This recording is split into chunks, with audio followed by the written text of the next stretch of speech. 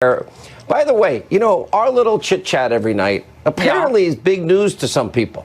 Oh, is it? Yeah, the fact that we kid each other, you take cheap shots at me all the time.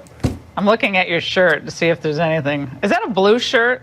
You should wear more blue. That actually looks good on you. So you want me to wear a blue shirt? Now you're going to tell me how to dress after 23 years on Fox. Now I'm going to get lectures on what to wear. Jill takes good care of you. Hannity, by the way, that little boy, I was doing my radio show the other day, and he called in to my show. Seriously, that 10-year-old kid? Yes, he called into my show, and I said, awesome. why was that so important to you? And I'm just paraphrasing, but he said, because I love my country.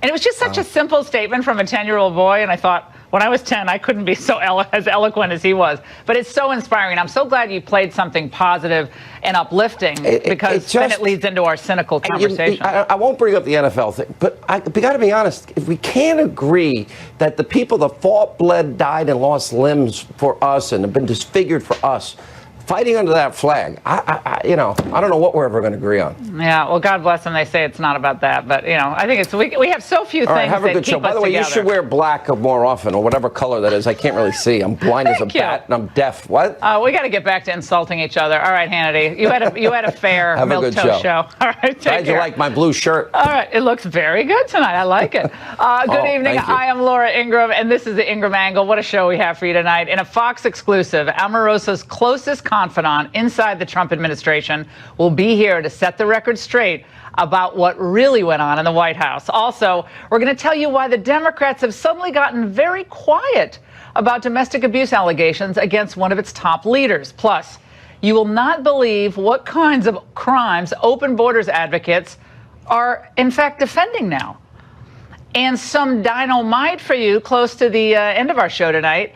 TV icon J.J. Walker will react to the latest charges of racism against the president. But first, the Democrats struggle to make socialism sexy again. That's the focus of tonight's angle. In the midst of this massive economic boom under President Trump, it is stunning how Democrats simply refuse to learn. If Trump's for it, they're against it. Even on issues they used to be for.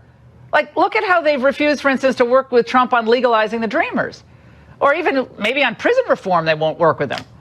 Well, we now see that anti-Trump delirium is pushing Democrats further out of the American mainstream, right to socialism. A new Gallup poll confirms that more Democrats prefer socialism to capitalism. 57% view socialism favorably, while just 47% have a favorable view of capitalism. Just 2 years ago, those numbers were flipped. 56% then favored capitalism. Of course, it could be that socialism's attractive new poster gal is changing minds. Do you think that the future of the Democratic Party is socialism? Well, first of all, there's a huge difference between socialism and democratic socialism. Democratic socialism, and really what that boils down to me, is the basic belief that I believe that in a moral and wealthy America, in a moral and modern America, no person should be too poor to live in this country. I think Trump believes that, too. That's why he's growing the economy so fast. Well, or maybe it's the indoctrination against capitalism on college campuses. For instance, at Middlebury College, juniors can take a class called Beyond Intersectionality, Developing Anti-Racist and Anti-Capitalist Feminisms. A University of Michigan textbook used for activism class teaches that capitalism should be overthrown.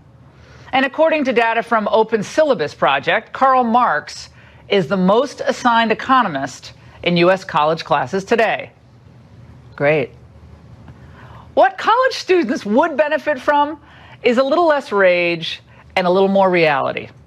Like this devastating exchange. Now, this goes back to the 70s, one of my favorites, between Nobel Prize winning economist Milton Friedman and old lefty Phil Donahue. It should be required viewing. When you see the greed and the concentration of power with it, did you ever have a moment of doubt about capitalism and whether greed's a good idea to run on? Well, first of all, tell me, is there some society you know that doesn't run on greed? You think Russia doesn't run on greed? You think China doesn't run on greed? What is greed?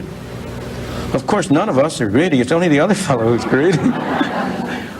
The world runs on individuals pursuing their separate interests. The great achievements of civilization have not come from government bureaus. Einstein didn't construct his theory under order from a bureaucrat. Henry Ford didn't revolutionize the automobile industry that way. In the only cases in which the masses have escaped from the kind of grinding poverty you're talking about, the only cases in recorded history are where they have had capitalism and largely free trade. If you want to know where the masses are worst off, it's exactly in the kinds of societies that depart from that. Now, let's face it, without a solid grounding in real fact-based economics and history, our young people are sitting ducks for any huckster promising freebies. Free healthcare, free college, free housing, and the list goes on and on. Free scooters? Here's an indisputable historical fact that eludes most college professors these days. There has never been a successful socialist government. Not ever. 100 million people were killed in socialist regimes in the 20th century. The USSR, China, Cuba, Vietnam, North Korea, Nicaragua, Zimbabwe, etc., etc. But we don't have to reach into the annals of history to tell us this. Just look at Venezuela today, a country rich in oil where the middle class once prospered. No more. Since Hugo Chavez imposed socialism on the country, it has spiraled ever downward. And of course, some major Hollywood figures were once Chavez's big boosters. The Bush administration does not like this guy because he represents an anti-corporate interest. He's taken over the oil and he's distributed it to the poor people. Certainly Chavez, when he started, was on the right path because he wanted to return his country to his people. Bowling for relevance. Moore and company is, of course, now devoted to taking down Trump. Wear their irrational fury as a badge of honor, Mr. President. Chavez employed government controls, commandeered a once-free media, and presided over the collapse of his country in a swirl of corruption unseen even in Latin America. Then his successor, Nicolas Maduro, took the reins. The Washington Post reporting now that Venezuela's crisis has steadily intensified as a result of lower oil prices, corruption, and a socialist system plagued with mismanagement. But as Maduro has sought to further consolidate power in the past 12 months, the economy, public services, security, and healthcare have all but collapsed. No wonder Venezuelans are climbing out of the Andes to get out of there. More than 10% of the population, 4 million people, have already departed. The situation on the ground is dire. Parents starved for food are abandoning children at orphanages. Power, water, and sanitation services are all breaking down. Government-backed militias are abusing citizens. Members of the military are going AWOL due to scant rations. Civil society is broken in Venezuela, and crime is on the rise. Oh, and the people are choking the halls of hospitals since basic medicines are unavailable, while HIV-related deaths have surged. So much for that free health care. Here are the people living through the socialist hell of present-day Venezuela. Listen. I live in the streets. We want to solve all these problems. We don't want free handouts. We want to work. There are people close to me who pick through the garbage, she says. People dressed like you and me. It affects us all. Venezuela is starving. We are dying of hunger. All of Venezuela. Venezuela has practically already collapsed. Everyone who is out here is hurting, she says. We are afraid that either the government will kill us or that we will die of some disease in the hospital because there is no medicine. That is a government on socialism. Despite all that, though, Democrats think they can win back power touting the utopia of that? They truly believe that socialism is the pathway to economic security here in America? Is that what the Venezuelans are experiencing? I must be really out of it then. How about the people of Cuba, who are still subjected to rationing booklets that can script how much food each of them can buy every month? Listen to Peter Lumaj, a man who fled communist Albania, on this rebranded type of socialism. is that you cannot have a democratic socialism. Socialism is coercion. Socialism is force. You cannot establish a system that people don't want without using power. What happened in 1940s when communists came to Albania, the first thing that they did, they disarmed the population, and anyone who disagreed with them was subjected to arrests, to tortures, to internment camps. My entire family was taken to a concentration camp where my father was tortured to death. Those who suffer the most under socialism have the most to teach us. One hopes that young people are listening closely. But conservatives also have a lot of work to do. They have to do more to outreach and talk to the young via education and the culture.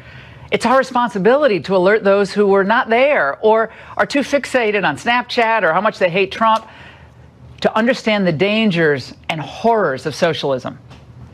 But if you don't believe me, you don't want to believe me, that's fine. I have another idea. Just book a one-way ticket to Venezuela. Stay there for a few weeks, and then get back to me.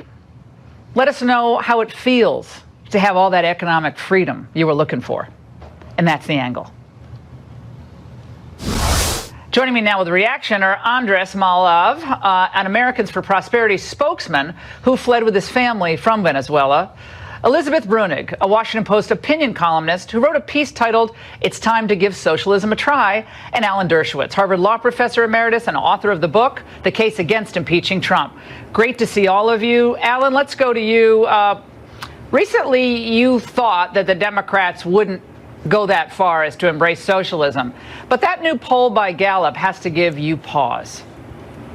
Well, it certainly does. I'm very concerned about what academics are teaching today on university campuses. Instead of teaching students how to think, they're telling them what to think, and they're imposing a kind of anti-American, anti-capitalist, anti-free market view. Look, I'm no apologist for socialism, but there is a difference between Cuba's communism, Chavez's high-handed socialism bordering on communism, and Sweden, for example, which does have a kind of democratic socialism. It's a mixture of socialism and capitalism. So I think you overstate the arguments against socialism, but the Democrats can't win with socialism. Look, my concern is that both parties are moving too far away from the center.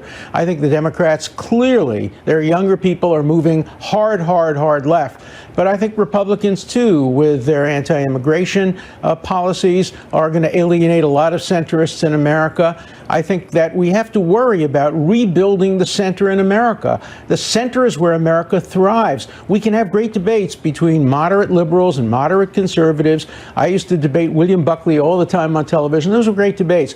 Debates today have become shouting matches between the hard left and the hard right. That's not good for on this America. show, Alan. Not on this show. No, I agree. I agree. Elizabeth, you're one of the young proponents of socialism, and I want you to have an opportunity to state why you think it's the future. Yeah, well, so Alan's right. We're not talking about authoritarian or totalitarian forms of socialism, right? So socialism, there's, one stable core. The term first pops up in the 1830s, and then over time it means a lot of different things to a lot of different people. But the stable core is that social control over the means of production, and people have tried to make that happen in different ways. What do you mean social control by the means of production? So partial state ownership of major industries? Is that what you're advocating? So sometimes socialists have tried to accomplish it by state ownership of major industries. Sometimes it's been through workers' cooperatives. Sometimes it's been through direct worker ownership of the means of production. And sometimes it's just been through sort of democratic control over how the state uses the economic resources. So what you're advocating for is a more generous redistribution of wealth and combination of partial state ownership of industries, a combination of that? So yeah, I think what you'd be looking at is something that's actually more like a mixed economy, like what you have in Norway. And what I would advocate for, first off, and what I think Bernie Sanders is advocating for, is just people, the United States, the American citizens, having more control over how the country's wealth, its enormous wealth, is used, instead of its enormous wealth just being concentrated in the hands how would you rate Obama? People. not well. Not a social, not close to socialism no. that you not close. Right. Where is socialism working well? The type that you advocate. Right. So Norway is a really good example. How big is Norway's military? Do you think? Norway's military is not the size. Pretty of small, military. right? We carry a big burden in our country for our military Norway. to protect world peace, global harmony. At least we hope to do that. Right. Andres, hold on one second. You'll get back because we want to get back to you. Andres, your family from Venezuela, you wrote a very compelling piece as well on the perils of socialism. You heard what Elizabeth just said. Sure, and with all due respect, I completely disagree, and I would hope that Senator Sanders and Ms. Ocasio-Cortez, quite frankly, drop these failed attempts at propping up a system and that just doesn't work. When you look at what happened in Venezuela, a country that, quite frankly, has all the riches in the world, has all the resources in the world to be a superpower, and is failing under the crippling thuggery of Chavez and Maduro, that has forced not just my family to have to leave, but countless others. That's not a system that's worked, and when we want to, and to have an actual good conversation about what's happening in Scandinavia, it's because of the markets, an open market system that has actually helped those. Capitalism is helping. Those companies. The rise of European capitalism. Not socialism and the ideals that come behind that. Well, Alan, this is what. Speaking of students. This is what campus reform discovered about what people may or may not understand about socialism, specifically Ocasio-Cortez's supporters. Let's watch. Who, in your mind, should pay for all of the free things? All of the free things? Well, some of it should come from taxes, but the government should pay for it. But the government is funded by taxes. Yeah. I don't know where the money would come from, but they can figure it out. Okay. More taxes on the rich people. Yeah, for sure, man. Like, they can afford it. Let's tax corporations, let's tax the 1%, and find a way to support a living wage. So, Alan, it's like trendy lingo, the living wage, sustainable wage, health care for all, Medicare for all, free college education, free universal preschool, free. I mean, who doesn't like free stuff? I mean, that'd be great if we didn't have to pay for any of that. But someone, as Margaret Thatcher said, at some point you run out of other people's money. That's what happened in Venezuela. That's what happened throughout history. And when then society breaks down, that's when the militias come out. And then you see slaughter in the streets or starvation, which is what you're seeing in Venezuela. What can people do to educate young people about the perils of this? Now, I know you're an old liberal, but liberals aren't socialists. It's a very different approach to governance. Well, we have to remember Franklin Delano Roosevelt saved capitalism by introducing a lot of the elements of socialism. Obviously not state control over industries, but I went to Brooklyn College, which was free. I couldn't have afforded to go to college unless it was free. And I think a lot of Americans would like to see reallocation of resources. Look, I'm a relatively wealthy person and I pay a lot of taxes.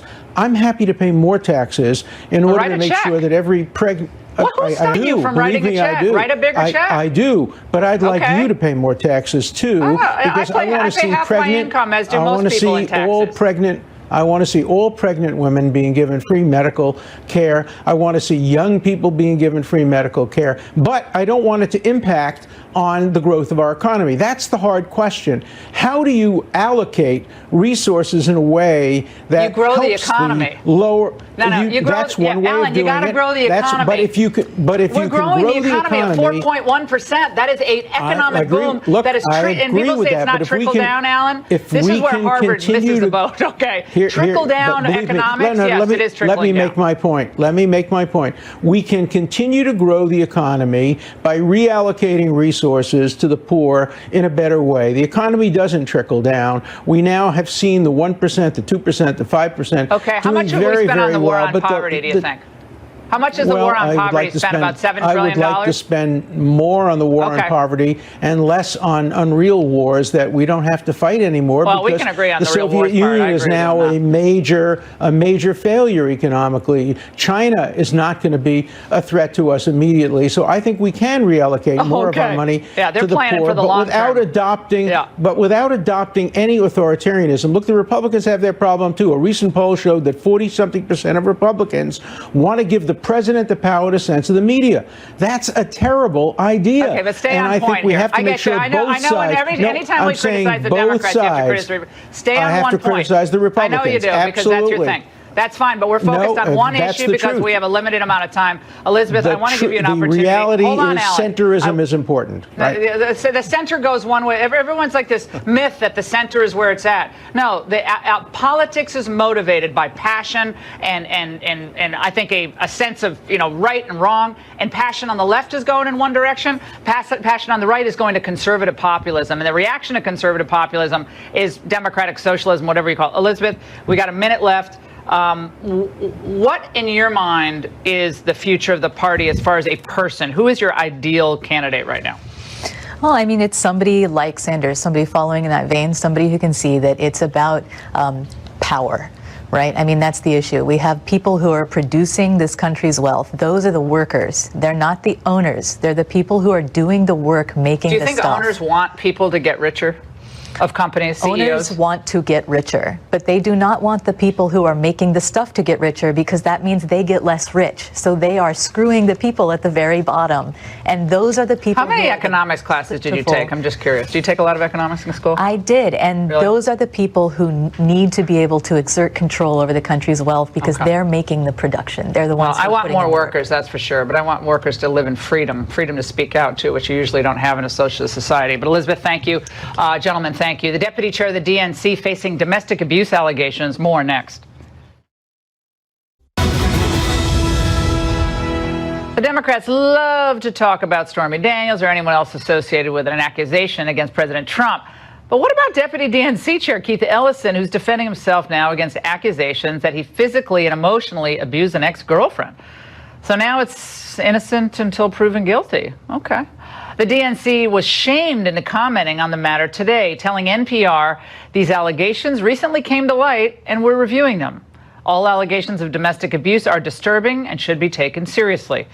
And Ellison just moments ago won his Democratic primary in an attempt to become the Minnesota Attorney General. Joining me now for reaction, Monica Crowley, Senior Fellow at the London Center for Policy Research, and Leo Terrell, a civil rights attorney.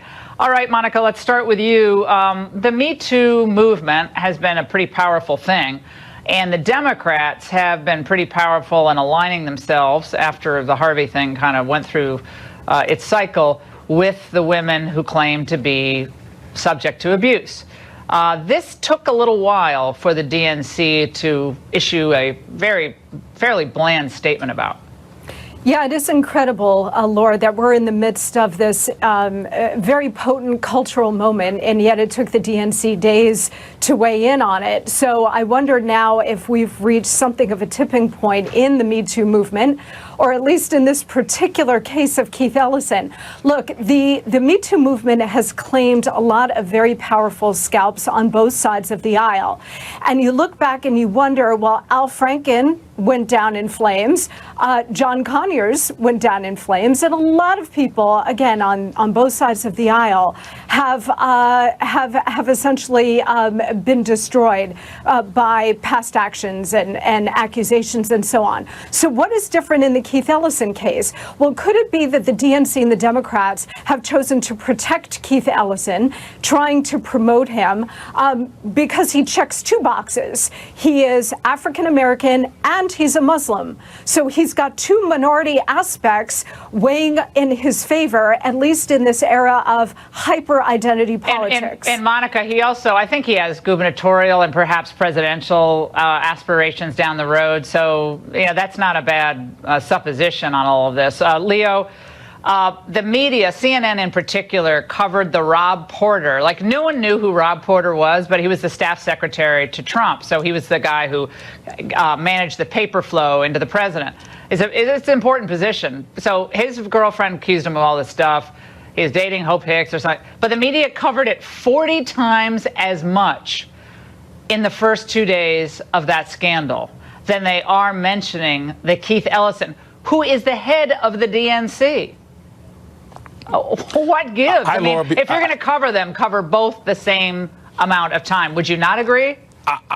I would agree with that, Laura. I just want to say hi before you start disagreeing with me. 24 times as much. My point not 40. Laura, this story about Ellison broke just over the weekend. The victim has basically said she's not going to release this alleged tape. Now, Monica, I don't know why she wanted to go to the race card, but she's talking about Keith Ellison and the Democratic Party not addressing this. My goodness, it's only been 72 hours. Now, there's been no mention of a guy you and Laura knows called Roy Moore. My point is very simple.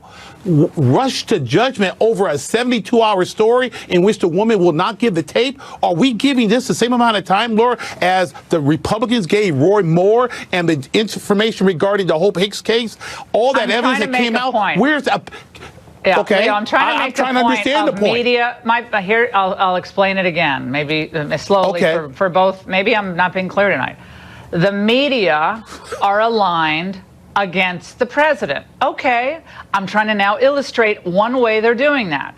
They are serious about the Me Too movement most avidly on a political level. I'm not talking about entertainment industry, just a political level, when it adversely affects this president. When it adversely affects the head of their party, it takes 72 hours. That's a lot of time.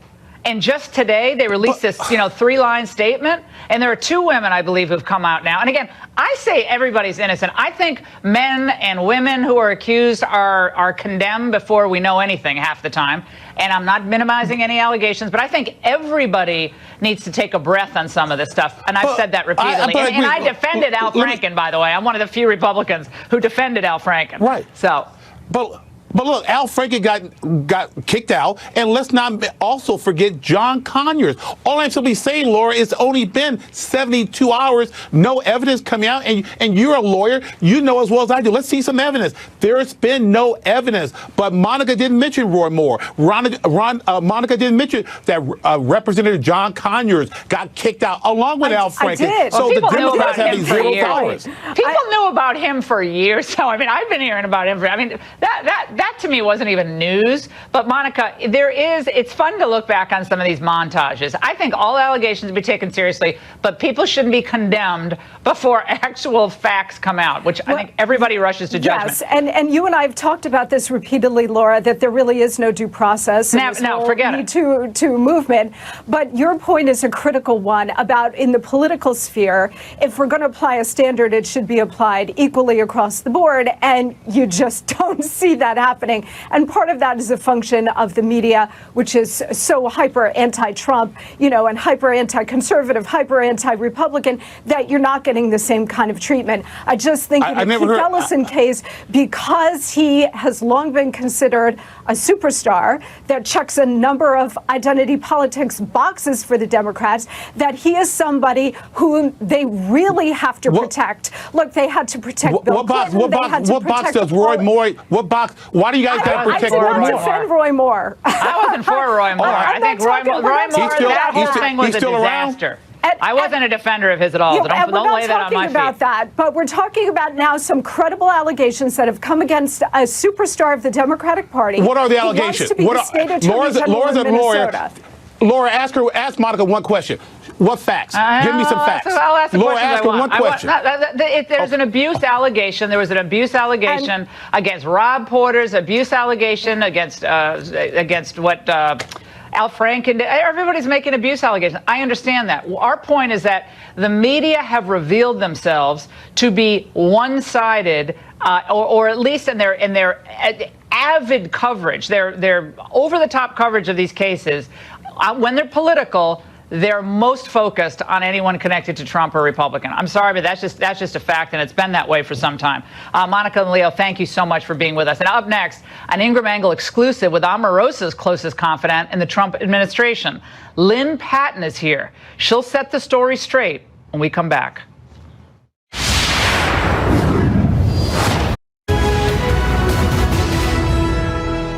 Fired Trump aide Omarosa today released yet another audio recording she secretly recorded. This time featuring Trump campaign staffers Lynn Patton and Katrina Pearson discussing a rumor that President Trump was caught on tape using the N-word. I said, well, sir, can you think of any time that this might have happened? And he said no. Well, that's not true. He goes, how do you think handle it? That's what you just said, Omarosa, which is, well, it depends on what scenario you're talking about. And he said, well, why don't you just go ahead and put it to bed? I don't know what the scandal is. No, he said it. He's embarrassed.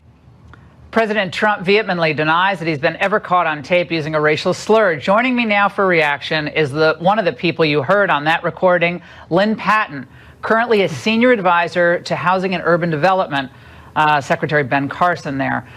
It is great to see you, Lynn. Thank you so much for joining us exclusively tonight. Great to be here, Laura. Thank you. Tell us about that conversation that took place. The recording we just heard, it was just a part of a recording from October of 2016. Sure. Omarosa, you, and Katrina Pearson. Of course. And first I want to start off by saying thank you so much for retweeting my statement last night. You know, I know it's been getting picked apart today, and that's really why I'm here, is because, you know, there's something seriously wrong with society when a woman can run around the White House and surreptitiously record people, possibly in violation of her own national security contract. But yet Katrina and I are the ones who have to come on national television and explain ourselves. You know, I've made it very clear, and I stand by my statement that I released last night, that, you know, the audio tapes that she's released, first of all, conflate two different conversations. One is with me, Omarosa, and Katrina. The other is also with me, Omarosa, Katrina, and Jason. But the distinction is muddled. And, you know, what you're hearing really, in my opinion, is not only verification that the president said very early on and very sternly and immediately that he did not use this derogatory term, but, you know, the more I hear this recording, what you're also hearing is a woman, Omarosa, who outright interrupts me during this interview and says, he said it, that's a lie. And, you know, why would she go work for him if that was the case? Well, was she interrupting you, you think, at that point in the recording?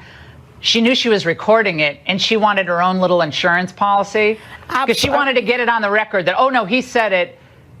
And well, you know, you raise a good point, because even my boyfriend this morning had said to me that, you know, the reason why Omarosa kept bringing this elusive N-word tape up is because she used it as opportunity to surreptitiously record me, obviously Katrina, possibly other people.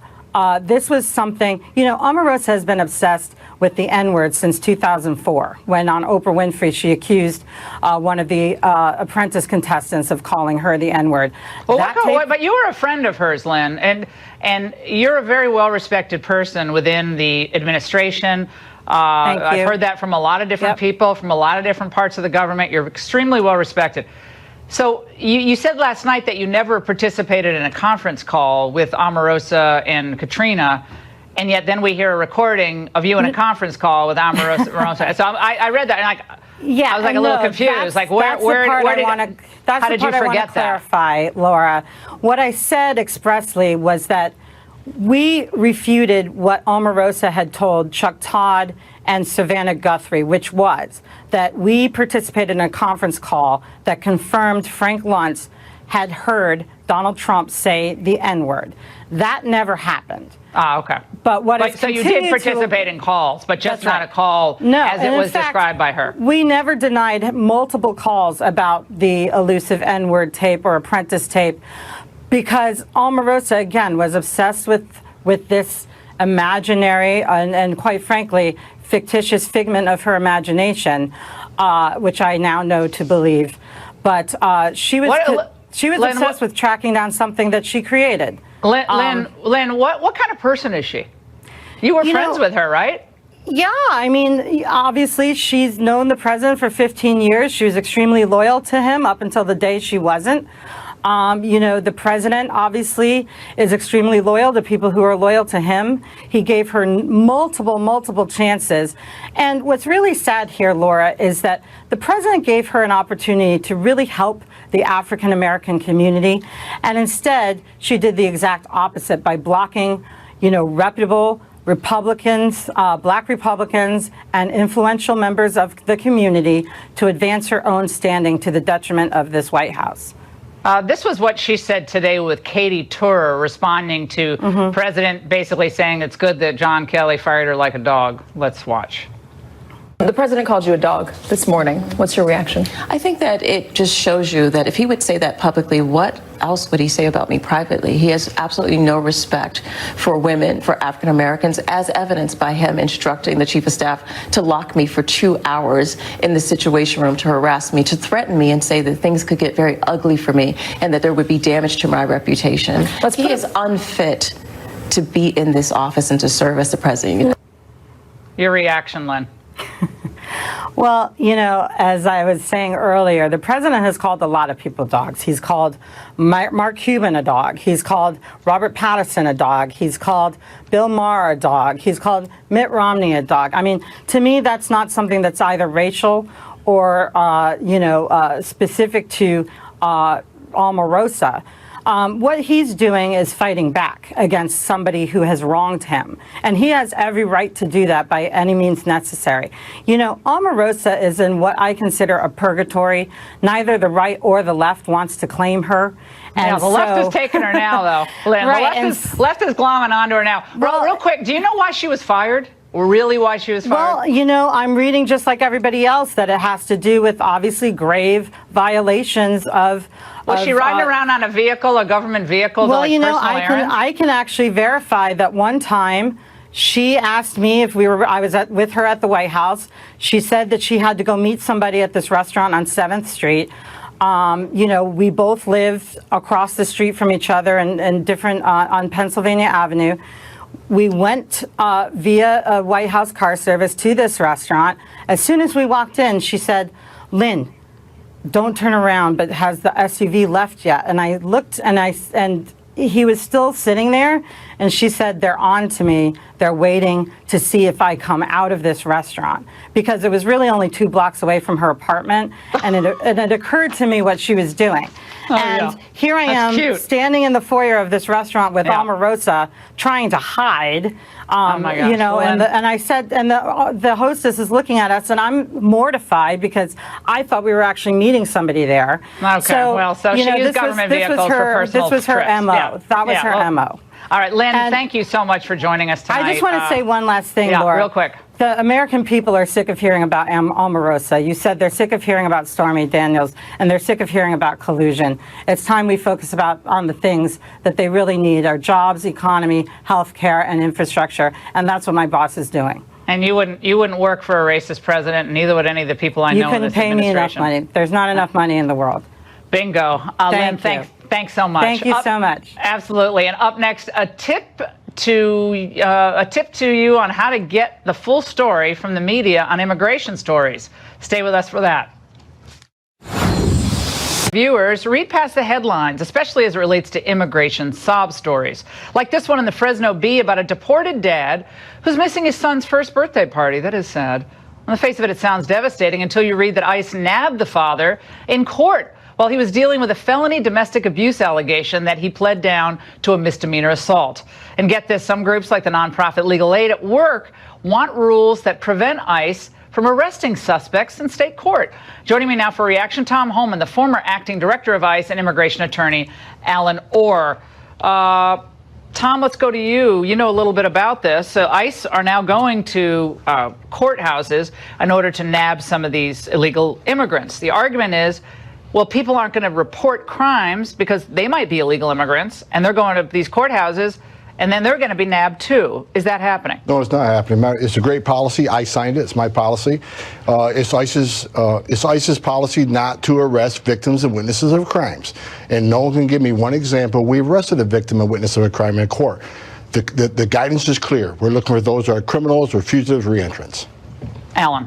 So that's not what we're seeing. What we're seeing is that we're getting the low-hanging fruit in the courtrooms, and what it's doing is keeping victims and other people from doing the lawful thing. So what we're saying is the immigrants that are here that are in the judicial process, who deserve due process, as you said before in your former segment, are getting stopped and detained in court before they have their day in court. So therefore, they might have been charged, but they haven't fully been through the court proceeding to be guilty of these crimes, and now they're being placed in deportation and removed from the country, when most of them are married to U.S. citizens. Are they illegally in the country, though? They are undocumented in the country. They are, in fact. So they're not entitled then to be in the United States under U.S. law, correct? They're deportable aliens. They are deportable aliens, but they're not the MS-13 that we should be focusing on, and they're part of that low-hanging fruit. When we have over the large, vast majority of people here that are undocumented, they're the people that we don't want to be deporting.